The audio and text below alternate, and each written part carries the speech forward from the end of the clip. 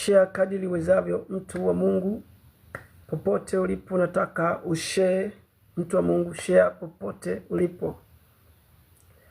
Share wherever you are. Share popote ulipo, mtu wa Mungu. Share kadiri uwezavyo kushare popote ulipo. Leo nitazungumzia namna ya kuteka baraka. Watu hawajui kuteka baraka za Mungu. Watu hawajui kujiungamanisha na upako wa Mungu ili waweze kupata hizo baraka. Tafungua sasa kwa maombi. Ushare kadiri uwezavyo kushare. Share kadiri uwezavyo kushare. Kama upo kwenye group letu, share. Nataka nieleze juu ya baraka za Mungu. Watu hawajui namna ya kuchukua baraka za Mungu. Baba yetu na Mungu wetu, tunakushukuru kwa ajili ya siku ya leo. Tazama Baba, tunaanza broadcast hii. Mungu kajitukuze, tunakukaribisha Roho Mtakatifu swai majira haya, ukashuke na ukahudumie wanao kwa jina la Yesu Kristo wa Nazareth. Tangu siku hii ya leo, Mungu tukakuone wewe. Neema yako Bwana ikashuke isivyo kawaida. Roho Mtakatifu ukaniongoze, ukakamate masikio ya watu wako, ufahamu Bwana, ukahudumie mwenyewe wanao kwa jina la Yesu Kristo wa Nazareth. Nguvu zako Mungu zikashuke kwenye broadcast hii. Yoyote ambaye anasikiliza Bwana, ukamfungue masikio yake kwa damu ya Yesu Kristo, kwa jina la Yesu Kristo. Neema yako Mungu ikashuke isivyo kawaida. Rakuske valadia luzo fayananto. Malva predia nuza. Mando liya kuja valadia luska. Lato ke valadia nuz. Rakeshe tepai. Mamba liya kushko vahanta ledia. Asante Bwana Yesu. Asante mfalme wa amani. Asante Jehova Shama. Ninaomba na kuamini katika jina la Yesu Kristo wa Nazareth. Amen. Malakashata paladialusko. Share kadiri uwezavyo, mtu wa Mungu. Share kadiri uwezavyo, mtu wa Mungu. Share popote ulipo. My God. Share popote ulipo, mtu wa Mungu. Share popote ulipo, mtu wa Mungu. Jesus.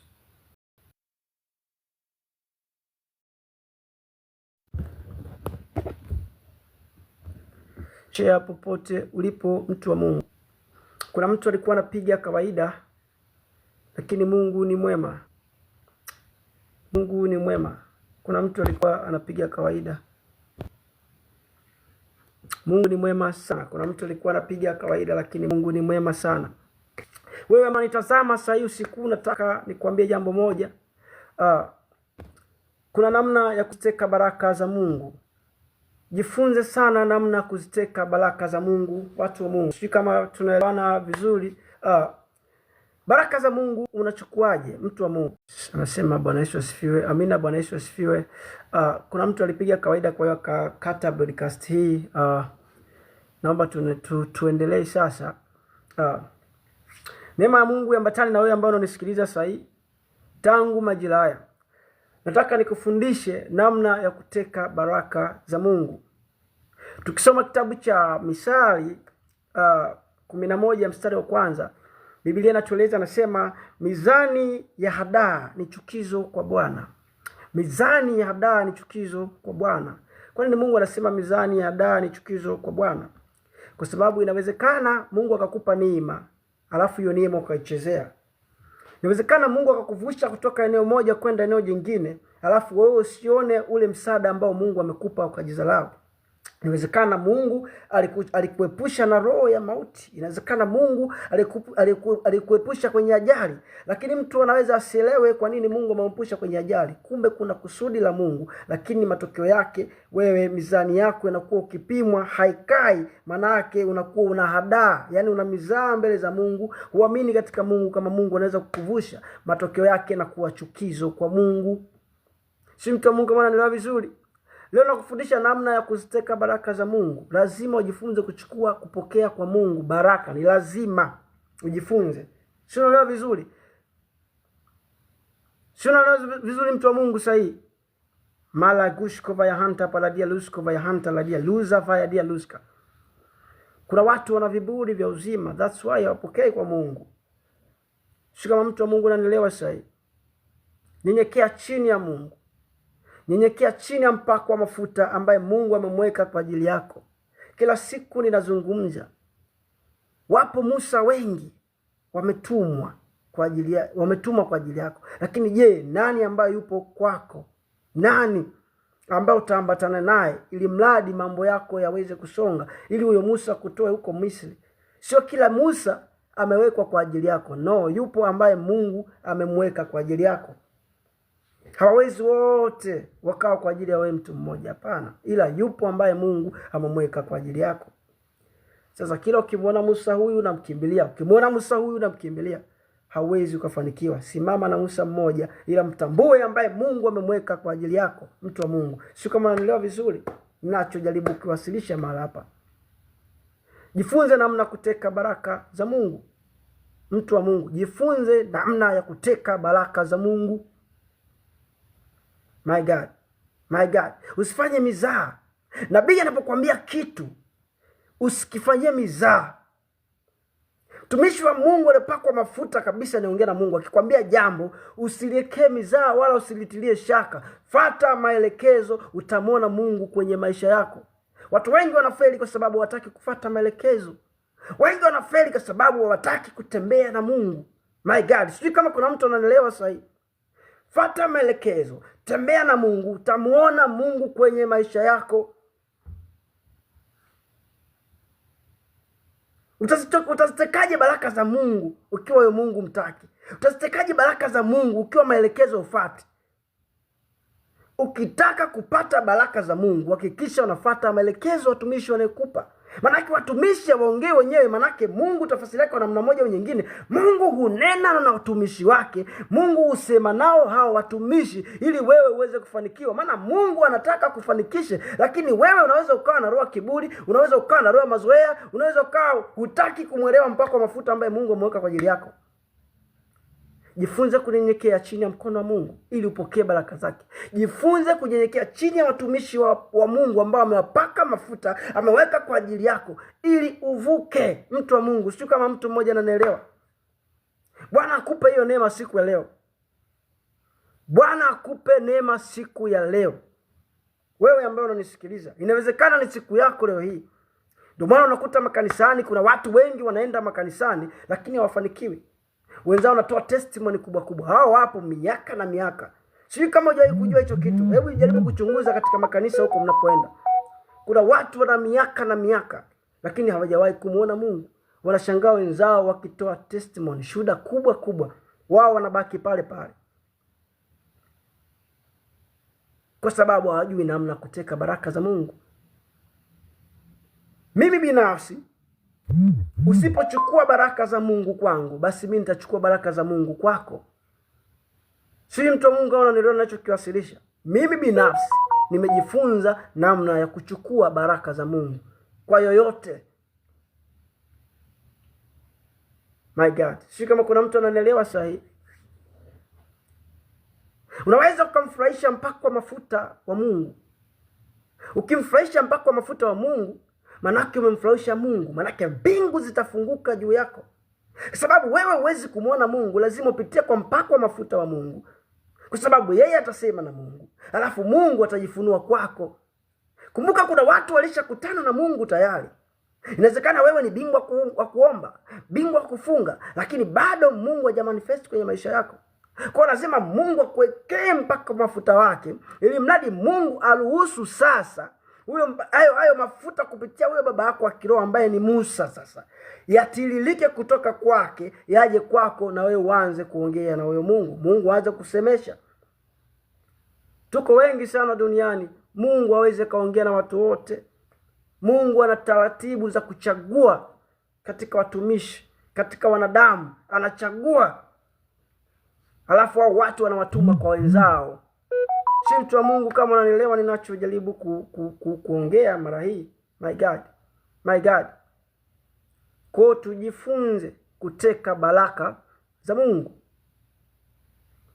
Unapomfurahisha mpaka mafuta wa Mungu, manake mbingu zinafunguka. Mbingu zinakuwa wazi kwa ajili yako. Mbingu ziko kukusikia wewe ambaye sasa umemfurahisha Mungu, manake umegusa moyo wa Mungu. Usitazame unampatia sadaka yako labda mtumishi, mchungaji.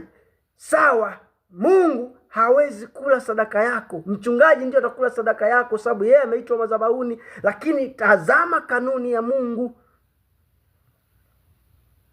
My God. Sio kama kuna mtu anaelewa hapo? Hiyo ni kanuni ya Mungu. Utapeleka madhabahuni, alafu mbingu zitasema kwa ajili yako. Sababu Mungu hawezi kula pesa yako, ila anaangalia kanuni yake. Radushko valadia luska payahanta. Sijui kama kuna mtu ananielewa, my God. Sijui kama kuna mtu ananielewa vizuri.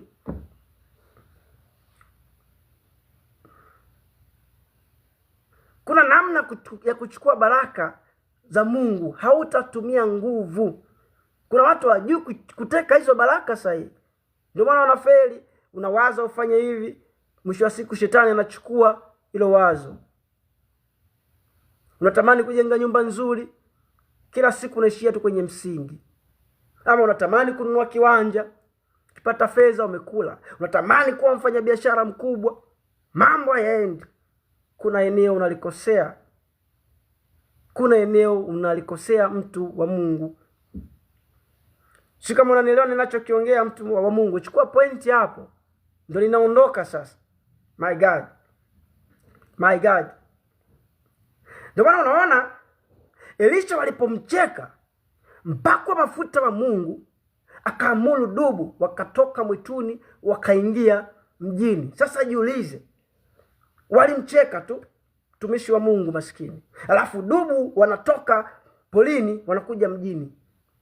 Manake walimcheka mtumishi wa Mungu, walimcheka aliyepakwa mafuta na Mungu. Walipaswa kuteka baraka, sio kumcheka.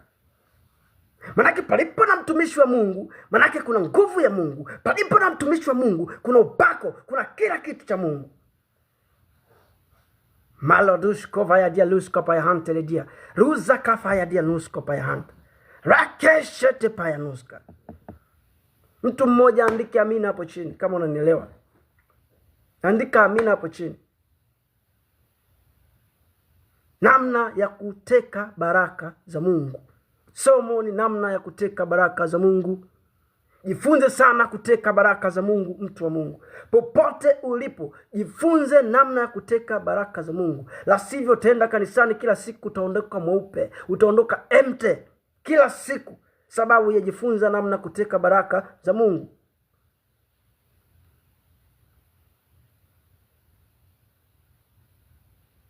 Si kama tuko pamoja watu wa Mungu? Sijui kama tupo pamoja. Share kadiri uwezavyo. Share kadiri uwezavyo. Anasema shalom baba. Shalom, Mungu akubariki sana mtu wa Mungu. Share kadiri uwezavyo mtu wa Mungu. Share kadiri uwezavyo. My God. Kuna jambo leo linatokea katika ulimwengu wa roho. Watu ambao wananisikiliza, kuna jambo jipya linakwenda kuzaliwa kwenye maisha yako siku ya leo. Nisikilize kwa makini sana. Mungu anataka ujue namna ya kuchota baraka kwake. Inawezekana usiongee na Mungu direct, lakini kuna mtu amemweka kwa ajili yako. Kumbuka Mungu alishatokea watu. Mungu alishakutana na watu. Sasa Mungu hawezi kumtokea kila mtu. My God. Rakush kevela dia luz kova ya hamte media. La keshete paluza. La antolia kuja valadia. La kushata paladia. Jifunze kwa wale mama mselekta. My God. Nadhani wengi mmesoma hilo eneo katika kitabu cha Biblia. Elia akamwambia yule mama, nipikie mimi kwanza nile. Na sio kwamba Elia hakujua kama yule mama kile ndio alichokuwa nacho kile chakula. No. Elia alifahamu kabisa. Alijua ya kwamba asipomwambia yule mama, manake ya kila kile kidogo atakufa na mwana kitaisha. Kwa hiyo Elia akaamua kutumia akili ya rohoni kumshawishi mama ampe chakula. Si kama kuna mtu ananielewa vizuri? Lakini yule mama alipofanya kutii sauti ya Mungu, maana yake ungo ukapatikana, mafuta kapatikana, na hayakuisha katika ile nyumba. My God. Lakini ningekuwa mimi na wewe na akili zetu sahihi, tunaangalia na kaunga kamoja, kama mafuta kinye kamoja. Inawezekana vipi nimpe mtumishi wa Mungu alafu ananilazimisha eti nile, analazimisha nimpe yeye yale. Lakini Elia alishatambua, ndio maana akamlazimisha. Maana asingemlazimisha yule mama angekufa. Tafasiri yake kwa namna moja, yule mama angekufa. Sio kama unaelewa vizuri, mtu wa Mungu? Lakini angalia, baada ya mtumishi wa Mungu Elia kula, alipokula tu unga ukajaa, mafuta akajaa, mpaka mama akashangaa. Kwa hiyo kifo kikaondoka. Kwa hiyo nabii anapokuambia jambo, usizane amekwambia mwenyewe, ni Mungu anasema ndani yake. My God. Yaani Mungu ndani yake, ndani ya nabii, alafu Mungu anajifunua kwako. Sasa watu leo wanapewa maelekezo, hawafuati. My God. Wanajiongoza wenyewe. Ndio maana hamwezi kumwona Mungu. Shika unaona vizuri. Usipofuata maelekezo ya mtumishi mpaka wa mafuta wa Mungu, huwezi kumwona Mungu kamwe kwenye maisha yako. Utasikia tu kwa wenzio. Kisha kuwa mjuaji kwenye kazi ya Mungu, hautaweza kufanikiwa kamwe. Kuwa mjinga, kuwa mtii mnyenyekevu. Biblia inasema utii ni bora kuliko dhabihu. Watu wa Mungu, si kama mtu wa Mungu mmoja ananielewa sasa. Maluva kevla denusko vya hanta ledia. Share kadiri uwezavyo, share kadiri uwezavyo.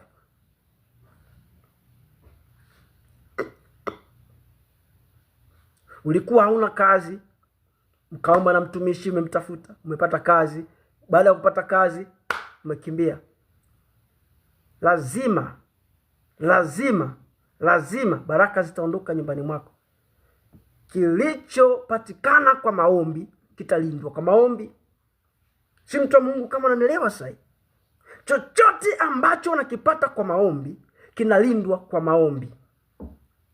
Hakitalindwa tena kwa akili zako binafsi. Hakitalindwa kwa waganga. Kinalindwa kwa maombi, ndipo kitadumu na baraka zitamiminika ndani yako. My God. Si kama unanielewa vizuri, mtu wa Mungu, ninachokiwasilisha mara hapa. Mungu akamwambia Ibrahimu, mchinje mwanao Isaka, unitolee kama sadaka. Kwa nini Mungu asimwambie Ibrahimu kipindi ana Isaka? Kwa nini akamwambia amchinje tena mwanae wa pekee? Mungu alikuwa anampima. Mungu alikuwa anamfundisha namna ya kujichota baraka za kwake. Mungu wetu ni Mungu wa maelekezo. Sio Mungu wa mizaa. Anaposema amesema, anataka wewe uvuke. Inawezekana kuna engo shetani amekubana, sasa hujui pa kutokea ni wapi. Mungu anataka kuvusha hilo eneo. Siko naelewa vizuri, mtu wa Mungu. Sasa mtu wa Mungu anakupa maelekezo na wewe unaweka maelekezo ya kwako. My God. Kwa Mungu hakuna shortcut, watu wa Mungu. Hakuna shortcut. Amini ninachokwambia, hakuna shortcut. Unataka kufanikiwa kwa Mungu, fuata maelekezo. Yaani simple. Utashangaa unapiga hatua. Kuna watu ambao wananisikiliza sasa hivi wana testimony kubwa sana kwenye maisha yao. Kubwa sana. Walioko kwenye group la partners wanajua. Kuna watu wana testimony kubwa sana, kubwa sana.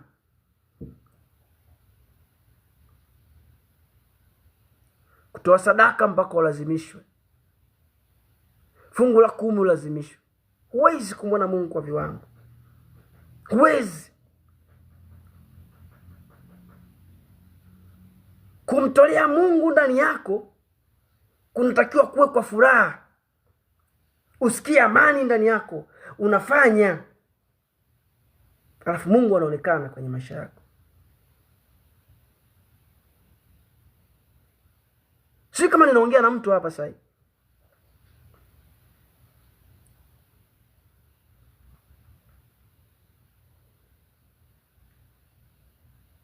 Yesu anamwambia mtoza ushuru, nifuate. Mtoza ushuru aliposikia sauti ya Yesu, nifuate, akaona hapa kuna jambo. Sijiulizi maswali wala sichengani naye. Tunaona mtoza ushuru Mathayo anainuka, anamfuata Yesu. Kajua kabisa hapa nikipambatana na huyu kuna baraka. Wangapi leo hiyo nasoma kitabu cha Mathayo? Kumbuka alikuwa mtoza ushuru. Mathayo alikuwa mtoza ushuru. Lakini leo hii tunasoma Biblia, Agano Jipya, tunasoma kitabu cha Mathayo. Wewe na mimi, akitokea mtu wa Mungu akituambia tufuate, lakini ambia nifuate, unaweza kujiuliza maswali. Tukampigie simu kwanza, mjomba, shangazi, huyu mtumishi ameniambia nifuate, kuna nini? Unapishana na muujiza wako, mtu wa Mungu. Unapishana na muujiza wako. Si kama kuna mtu wa Mungu ananielewa vizuri. Mimi binafsi nikupa maagizo, ukiyafuata lazima umuone Mungu. Ambao wananisikiliza hapa, baadhi yao wamemuona Mungu kupitia maagizo. Comment hapo chini kama ninaongopa. Manake nitakapokupa maagizo ukiyafuata sawa sawa vile nilivyokupa, lazima ufanikiwe. Kama naongopa, mtu anaweza kutype hapo chini. Sio, naelewa vizuri. Lazima ujifunze namna ya kuziteka baraka za Mungu. Baraka za Mungu hazitekwi kwa akili zako. Baraka za Mungu zinatekwa na mwongozo wa kiungu, watu wa Mungu. Tujifunze kwa wenzetu waliopita. Ndio maana Ibrahimu akiwa mtoe Isiaka. Wewe fikiria mtu hajazaa muda mrefu, alafu anapata mtoto kwa kipindi fulani, alafu Mungu anamwambia namtaka huyo mtoto nichinjie kama sadaka. My God. My God. Si mtu wa Mungu unanielewa vizuri? Yaani kitu umetumia nguvu sana kukipata, miaka na miaka, mpaka uzee wako, alafu umekuja umekipata, alafu Mungu anakuambia nakitaka hiko.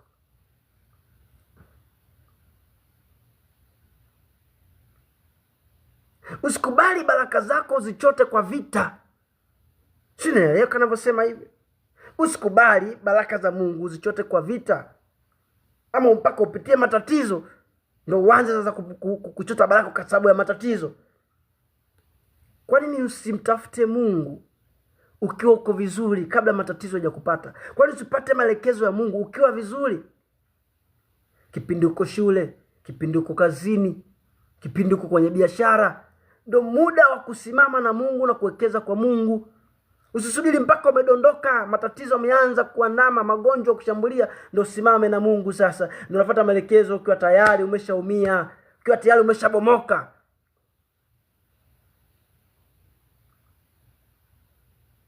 Manake unaposikia sauti hii ya mtu aliyenyikani, manake ili neno linafanya kazi kuanzia leo ndani yako. Si kama unaelewa hicho kitu? Yaani sasa ndani yako ilo neno linafanya kazi. Mbingu zipo kwa ajili ya kuandika.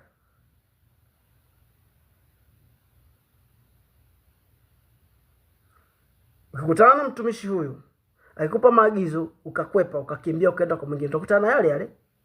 Kila unapoenda utakutana na yale yale. Labda sio wa Mungu kweli. Ila kama ni wa Mungu kweli, basi maagizo yote yatakuwa vile vile. Sasa utakimbia watumishi wangapi, my God? Ila tukienda kwa waganga kitupa maagizo tunafuata. Tunaogopa waganga, my God. Kweli tunaogopa waganga, lakini Mungu hatuogopi. Mungu anasema nawapenda wale wanipendao, na wale wanitafutao kwa bidii wataniona. Lazima ujifunze namna ya kumtafuta Mungu kwanza kwenye maisha yako, kwa sababu Mungu anakupenda. Mungu anakupenda, lakini lazima utafute namna ya kumtafuta huyo Mungu ili upate baraka zake.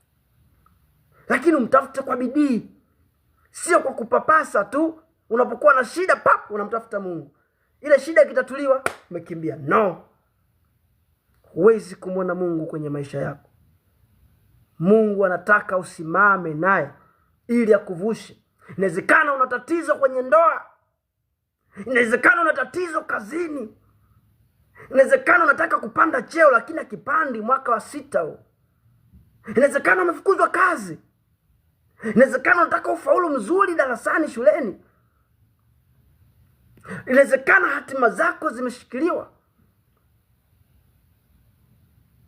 My God, si kama kuna mtu ananielewa vizuri. Simama na Mungu. Fata maelekezo, utafanikiwa. Inawezekana unatakiwa uwe mtumishi mkubwa sasa, lakini vitu havifunguki ndani yako. Inawezekana sasa utakiwa labda uwe nchi za nje sasa. Pengine wewe sio kuishi kwenu hapo Tanzania, sio kuishi kwenu hapo Burundi, sio kuishi kwenu hapo Uganda. Lakini shetani ameshikilia hizo hatima kwa sababu ufati maelekezo ya mbingu. Mungu anasema nini? Mungu ni Mungu wa utaratibu sana. Inawezekana hizo shida ambazo unazozipitia ni kwa sababu hutaki kufuata maelekezo. Hautaki kumsikia Mungu kwenye maisha yako. Unaforce wewe mwenyewe ujiongoze kwa akili zako. Never. Hakuna mwanadamu yeyote atake succeed ambapo atataka kufuata akili zake pasipo kumsikia Mungu. Follow the instruction. Popote unapotaka kwenda, fuata maelekezo. Kitaka kufanikiwa kwenye maisha yako, fuata maelekezo. Hakuna mwanadamu yeyote atafanikiwa pasipo kufuata maelekezo ya Mungu, ama aidha maelekezo ya upande wa pili, wale ambao wamejitoa kafara, wameuza roho zao, nafsi zao. Sasa utachagua wewe, uuze nafsi yako ama umtegemee Mungu. Siko na mtu ananisikia hapa? Si ninaongea na mtu hapa ananielewa ninachokiwasilisha, mtu wa Mungu? Jiulize, mtoza ushuru kama aliacha kazi yake ya kutoza ushuru na alikuwa anapokea mshahara mzuri, alafu akaacha kutoza ushuru akamfuata Yesu. Kwa imani aliinuka, aliposikia sauti ya Yesu inasema nifuate, alafu ni neno moja tu. Sauti inasema nifuate. Mtoza ushuru anamfuata Yesu. Unaweza kufanya hivyo? Kusikia sauti ya Mungu sio kitu rahisi. Jifunze sana kusikia sauti ya Mungu. Ndio maana Yesu anasema kondoo wangu husikia sauti yangu, naye anawajua.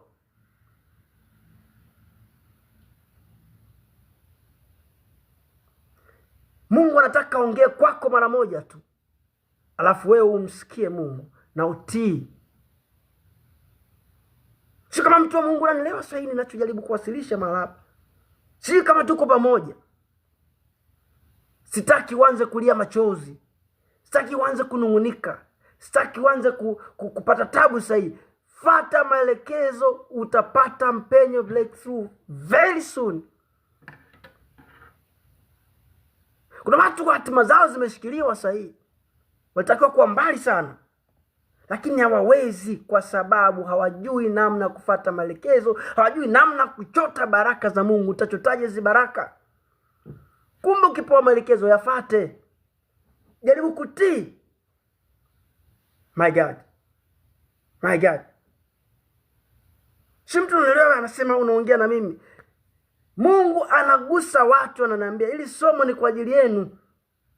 Mungu anataka kuwainua, lakini wenyewe hamtaki. Na mruhusu shetani awakandamize. My God. Sio kama kuna mtu ananielewa ninachojaribu kuwasilisha mara hapa. Meli ya kuja valadia lusko pa yanda.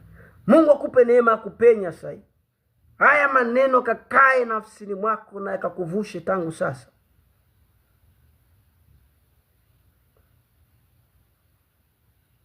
My God. My God.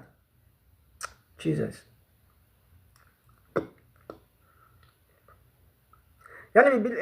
Yani mambo ya kimungu usipojifunza utii, unyenyekevu, hautapokea makubwa ya Mungu.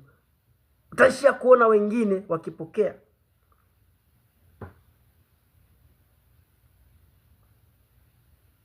My God. My God. Wewe tuangalie kitabu cha Mithali 10 mstari wa 6. Biblia inasemaje? Nataka uchukue point hapo, mtu wa Mungu. Chukua point hapo, mtu wa Mungu. Watu ambao mimi ninawaombea, watu ambao ninawafundisha neno la Mungu, nataka watu wafunguliwe. Sitaki kuongoza madhabahu ambao kuna watu ambao hawafanikiwi, no. Nataka nikufundishe. Ufuate maelekezo na Mungu muone kwenye maisha yako. Umuone Mungu kwenye maisha yako. Zile habari za kutoka mikate juu mbinguni, zile habari za wana Israeli kushushiwa chakula, zitembee ndani yako, zisiwe maneno. Sitaki kuwa mchungaji wa uongo. Sasa ili mimi nisiwe mchungaji wa uongo, fuata maelekezo, alafu uone nini kitatokea kwenye maisha yako. Pengine utakiwa uwe bilionea leo hii, lakini hauwezi kufikia kwa sababu haufati maelekezo.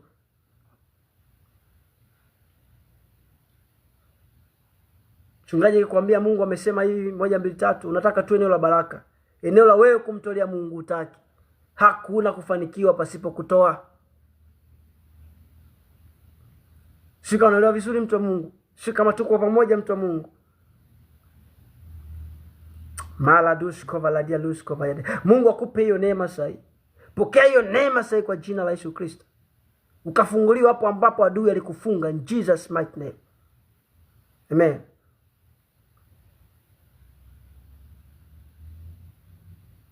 Ngoja nikasome hicho kitabu cha Methali sahi 10 mstari wa 6, tuone Biblia inasema nini.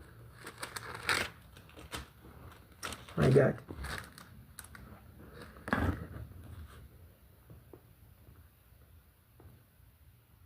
Sikiliza Biblia inavyosema. Methali 10 mstari wa 6. Biblia inasema baraka humkalia mwenye haki kichwani. Napenda sana ile andiko. Yaani nasema baraka humkalia mwenye haki, alafu Biblia inaendelea kichwani.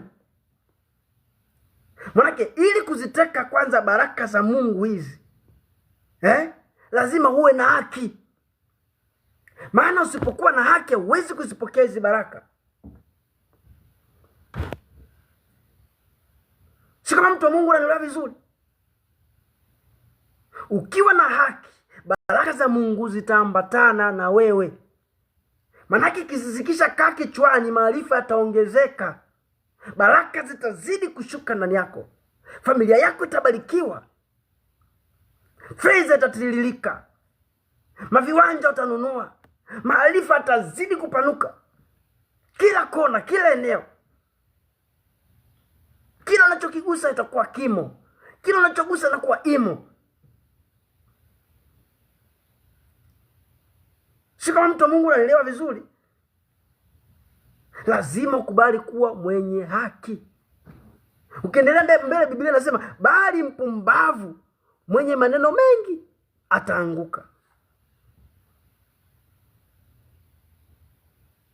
Si mtu wa Mungu anaelewa vizuri? Nimesoma mstari wa 8. No, mstari wa 6 ukimalizia nasema bali jeuri ufunika kichwa chake na mtu mwovu. Ukisoma mstari wa 7 nasema kuwakumbuka wenye haki huwa na baraka, bali jina la mtu mwovu litaoza. My God. Lakini napenda sana mstari wa 8. Nasema aliye na akili moyoni mwake atapokea agizo.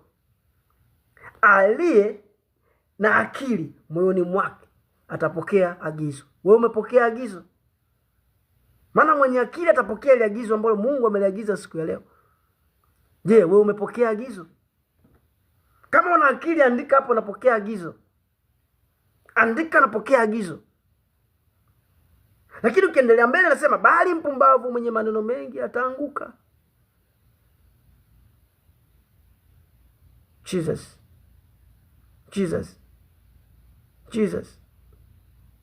Mimi naamini siongei na watu wapumbavu. Na ndio maana Mungu anataka wafungue siku ya leo. Ndio maana Mungu anataka kuinua wewe ambao unanisikiliza. Mungu anataka akupaishe viwango vingine. Pokea nguvu ya Mungu ya kusonga. Pokea viwango vya kupaishwa kwa jina la Yesu Kristo wa Nazareth. Rakushke veladia luzkova ya hantele dionusha. Mando ya kuja valadia luzka paya. Ranto ke paladiuskova ya dianus. Laki paya mahanta lidia. Rakushata paya luzkova ya dia. Pokea neema ya kushinda. Pokea paya duskova ya dianuza. Rakuja le duskova ya hanta ladia. Nguvu za Mungu zikatembe na we popote ulipo.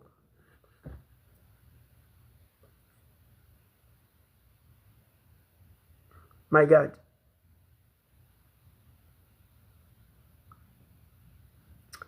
Jesus. Mungu ananiambia kuna watu wanafungua sahi. Kuna watu wanafunguliwa sahi, Mungu ananiambia. Kuna mtu mmoja namuona analia katika ulimwengu roho. Naona machozi ndani yake kibubujika. Mungu ananiambia namfungua mtu sahihi. Mungu ananiambia navusha watu sahihi. My God. My God. My God. Rapa shete paladius kovayanta. Rakis keveledia luza. Maliva kashata paladia luz. Lanto ya kuja valadia. La miku shata payanuskaya.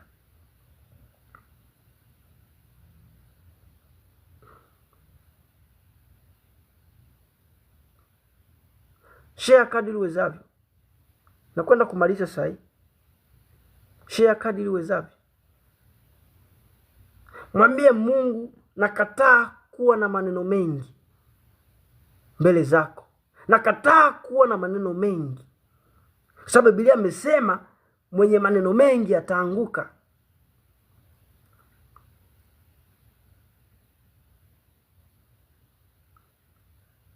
Rakush kevele dia luz kavaya hantara.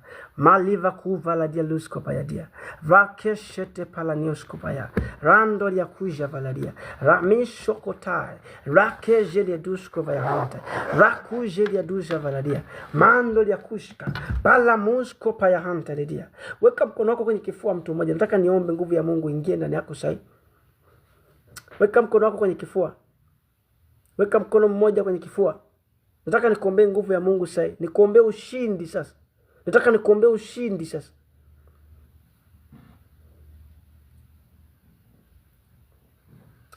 Bwana Yesu, nakushukuru kwa ajili ya wanao.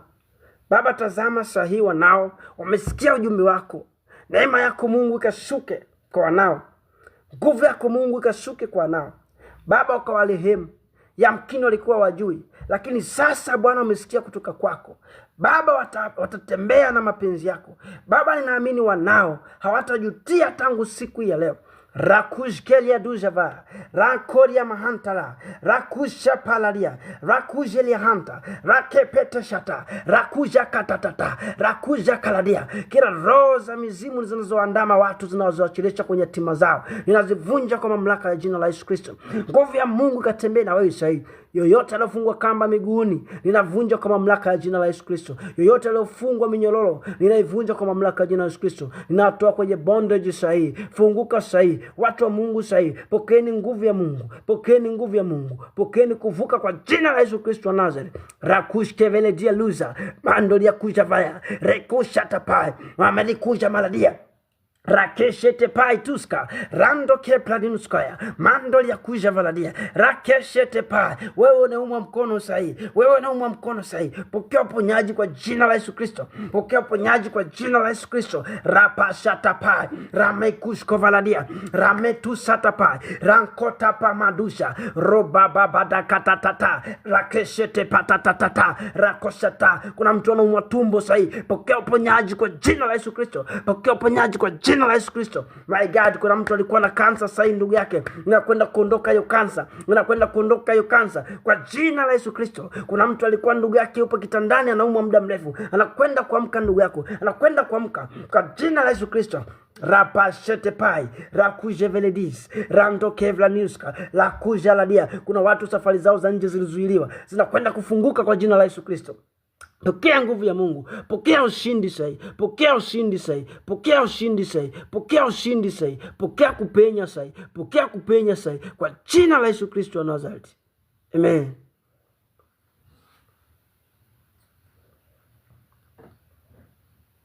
Media kuja valadia nuskova ya hanteridia. Rakeshete paniskaya, randori ya kuja veisa, rekijo kaladia luza, mantori ya kuja valadia luska, rakosha tapa. Salafina ninaona ndoa, salafina ninaona ndoa, sala ninaona ndoa. My God, ninaona ndoa katika ulimwengu wa roho. Sala ninaona ndoa, ninaona ndoa. Farida Mohamed, my God, Farida Mohamed, niliona anguko, lakini Mungu anakwenda kukuvusha kupitia ujumbe wa leo. Mungu ananiambia amekufungua. Farida Mohamed, Mungu ananiambia amekufungua. My God. My God, my God, my God, my God, my God, my God. Jesus. Kuna mtu naona anavuka sasa. Kuna mtu naona anavuka katika ulimwengu roho. Naona viungu vinapasuka. Ninaona herufi za watu zinatoka kwenye viungu. Ninaona herufi za watu zinatoka kwenye madhabahu. Ninaona zinatoka kwenye madhabahu.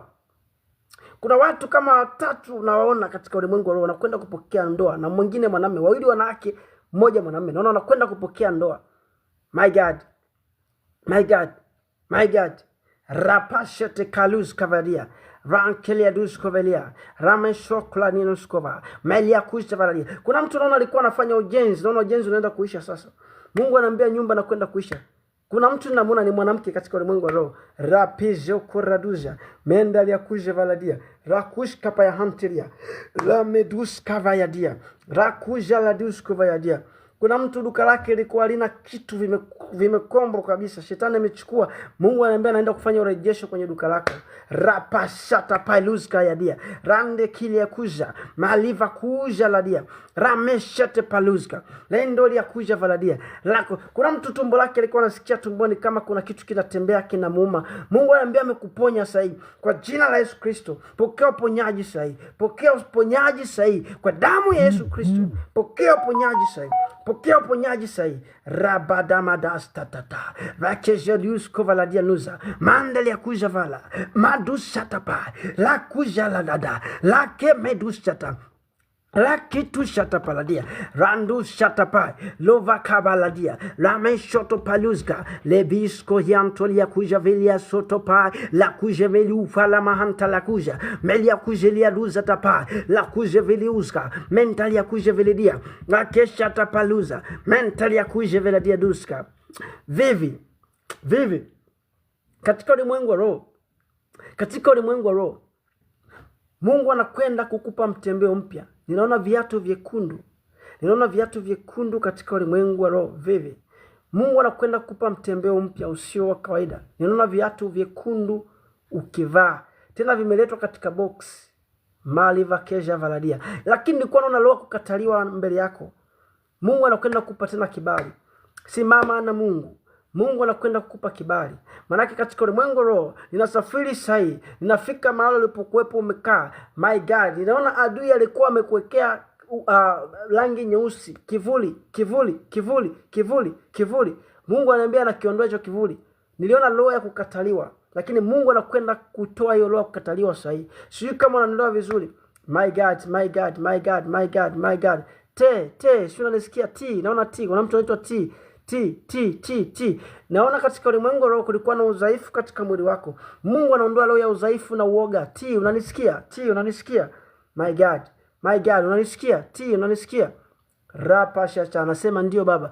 Nilikuwa naona udhaifu katika mwili wako. I don't know ni vitu gani katika mwili wako, roho ya udhaifu, lakini naona Mungu anakuponya sasa. Na pia naona roho ya hofu, una hofu sana. I don't know ni kwa nini, lakini Mungu ananiambia anakuponya sasa. Na utakuwa mwanamke jasiri, na Mungu ananiambia utavuka. Line stone naona safari nchi za nje. Rakushke paladia lusko pa. Una neema ya kuishi kabisa nchi za nje. Line stone, sio unanisikia? My God, sio unanisikia? Lakini pia Mungu akupe kibali kwenye biashara zako. Kuna mtu mmoja tumbo, anasema mtumishi, tumbo langu limefunguliwa. My God, Mungu akubariki sana. Utanidisia limefunguliwaje? My God. Rakush kavaladia nusko pa ya hanta. Rakush kapaladia, nitakupandisha hapa. Rapashete kalia lusko. Lanto kevlania nusko. Ni testimony hapo. My God. Rakush kavaladia nusko. Rakuria kuja. Mando ya kuja valadia luza. Leke pashata pa. Rakush kapala. Anasema amen baba, visa nasubiri, niombee kuna ugumu. Okay. Mungu akupe kupenya in Jesus mighty name. Ninazifungua hizo kamba za adui sahi. Rakuske valadia. Na ukarudi na big testimony hapa in Jesus mighty name. Amen. Rabadushka dadanoshkaya. Rakedushke veledish. Lamadusha lalalash. Rangoli ya kuja valadia nuza. Meli ya kuja bayadisha. Lantoli ya kuja valadia. Rameko shotopai. La kuja liadusa tata. Dio. Asante Bwana. Yes. Katika ulimwengu roho sahihi ninasafiri. My God. Ninasafiri sahihi katika ulimwengu roho. My God. Ninaona gari inatembea kwa kasi sana. Gari inakimbia kwa kasi. Naona barabara ya lami imenyoka. Alafu naona gari inatembea kwa kasi. Speedy sana. Yoyote anataka kujaribu kuigusa hiyo gari, naona haifikii, ninakimbia. Maana Mungu ananiambia yoyote ambaye alikuwa ananisikiliza, mafanikio yake yatakuwa nakwenda mbio. Adui kila kijaribu kushika atakuwa anachemka. Shika unaelewa vizuri mtu wa Mungu sasa hivi. Rapa shata paladianusko vayan. Rakujelia duza valadia. La kulia mushota. Maliva kevla dianuska. Lanto kevla nunuza. Blake petutusko payahanteredia. Nguvu za Mungu nazalika mahali hapa. Nguvu za Mungu nazalika mahali hapa sasa hivi. Kwa jina la Yesu Kristo. Anasema Baba madeni, roho ya madeni kafunguke ndani yako. Roho ya madeni kaishe ndani yako. Kwa jina la Yesu Kristo. Pokea ushindi wewe mwenye roho ya madeni. Pokea kushinda sasa. Kwa jina la Yesu Kristo wa Nazareth. Naomba na kuamini. Amen. Asante Bwana Yesu. Kama kuna mtu yote ulikuwa na uvimbe, kagua. Kama mtu yote ulikuwa unasikia tumbo linauma, jikague. Yoyote ulikuwa unasikia miguu inauma, jikague. Yoyote ulikuwa uwezi kufanya jambo lolote, hebu inuka, tembea, ufanye kama ulikuwa ni mgonjwa. Kuna nguvu kubwa ya Mungu ninasikia sasa hivi. Ramadush keveleduja tapa. Vakujelia duja maladia lus. Leke pelanus kayadia. Rando kevla dinushaya. Lami shoto palia kuja. Mali kapaya dialusko. Lankele menusko vayadia. Asante Bwana Yesu. Asante kwa ajili ya nao. Asante mfalme wa amani. Rakushkota nasema aposto, namba mme wangu ama namba ya ama nimwombee mume wako. Okay, mume wako akapokea uponyaji kwa jina la Yesu Kristo. Hii wiki akatembee vizuri. Hii wiki kama alikuwa amelala kainuke, in Jesus mighty name. Amen.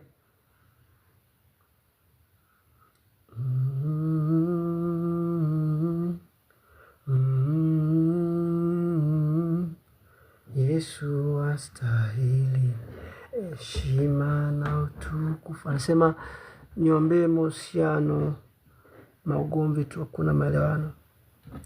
Tangu sasa pokea uponyaji kwenye mahusiano yako. Hiyo roho ya magomvi ninaivunja kwa mamlaka ya jina la Yesu Kristo wa Nazareth. Amen. Anasema niombee biashara yangu. Mungu ikashuke. Jesus.